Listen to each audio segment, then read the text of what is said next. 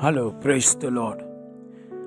இந்த நாளுக்கான வேத வசனம் சங்கீதம் 103:11. பூமிக்கு வானம் எவ்வளவு உயரமாய் இருக்கிறதோ அவருக்கு பயப்படுகிறவர்கள் மேல் அவருடைய கிருபையும் அவ்வளவு பெரியதாய் இருக்கிறது.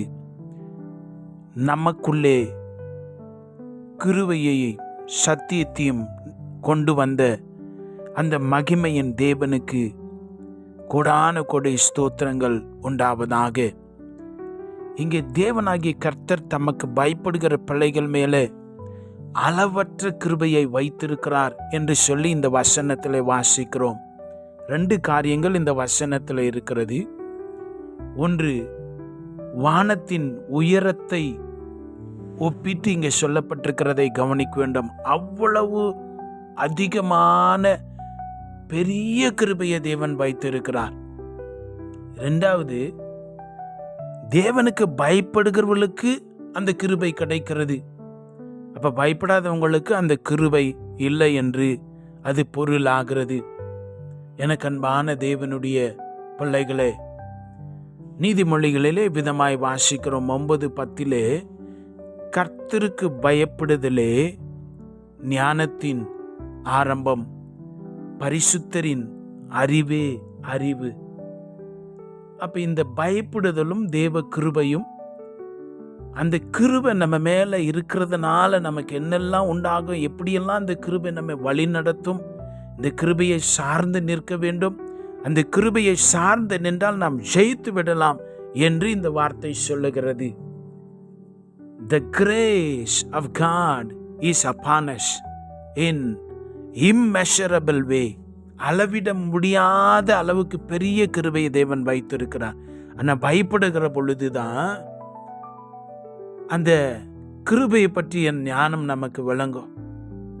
நோவாவுக்கு தேவனுடைய கண்களிலே கிருபை கிடைத்தது. ஆபிரகாம், மோசே, பழைய ஏற்பாட்டில் யோசேப்புக்கு அந்த கிருபை கிடைத்தது.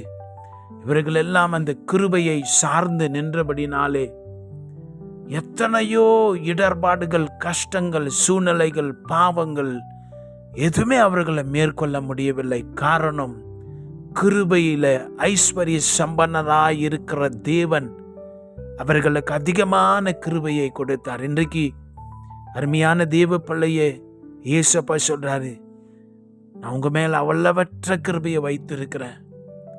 நம்ம அதை உணர்கிறோமா? அதுதான் ரொம்ப முக்கியம். How much do you understand about that God's favor and love?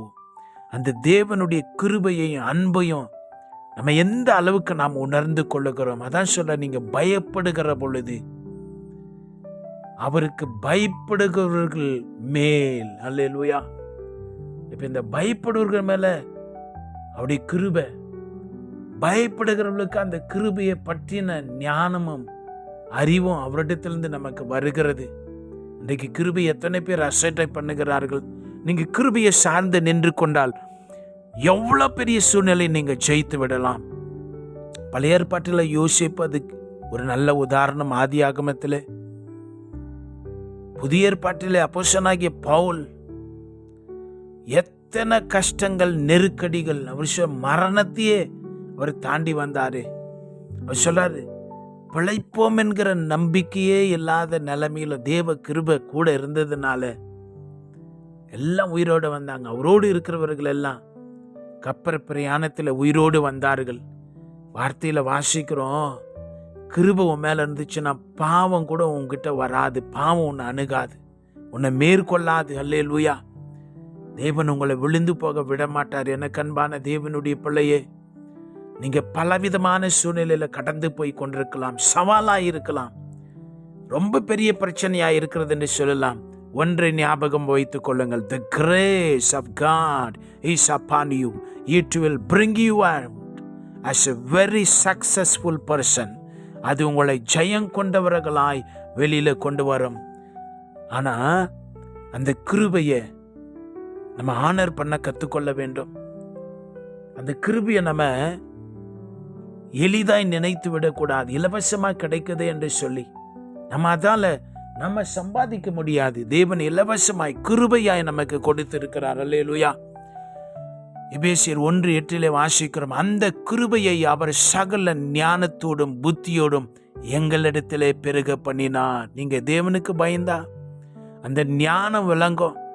அந்த கிருபை உங்களுக்குள்ள அதிகமாய் பெருக பெருக பெருக உங்களை எந்த ஒரு காரியமும் உங்களை விழுத்தவே முடியாது. காரணம், கிருபையில ஐஸ்வர்ய சம்பனாய் இருக்கிற தேவன் உங்களை ஜெயம் கொண்டவர்களாய் பார்க்க அவர் ஆசைப்படுகிறார். இது என்னுடைய பிள்ளைகள் என்று சொல்ல ஆசைப்படுகிறார். சபையை பார்த்து இது என்னுடைய மனவாட்டி என்று சொல்ல ஆசைப்படுகிறார். அந்த கிருபை நமக்குள்ளே பெருகுவதாக நாம் செபிக்கலாம். பரிசுத்தமான பிதாவே, கிருபையை எங்களுக்கு அதிகமாய் கொடுக்கிற தேவனே எமக்கு ஸ்தோத்திரம். இந்த வார்த்தைகளை கேட்டுக்கொண்டிருக்கூடிய பிள்ளைகள் ஒவ்வொருவருக்கும் இந்த நாளில் நம்முடைய புதிய கிருபையினாலே நிரப்புவீராக. அந்த கிருபையுடைய பலவீனங்களிலும் எல்லா சூழ்நிலையிலும் அதிபர்களை தாங்கி நடத்த வேண்டுமாய் ஒப்பு கொடுத்து செபிக்கிறோம். எல்லா சத்துருவின் கிரியைகளை முறியடித்து தேவனுடைய கிருபையை அனுபவிக்கவும் அந்த ஞானத்தை கொண்டு காரியங்களை செய்ய உதவி செய்யும். இயேசுவின் நாமத்தில் செபிக்கிறோம் பிதாவே. ஆமென். God bless you.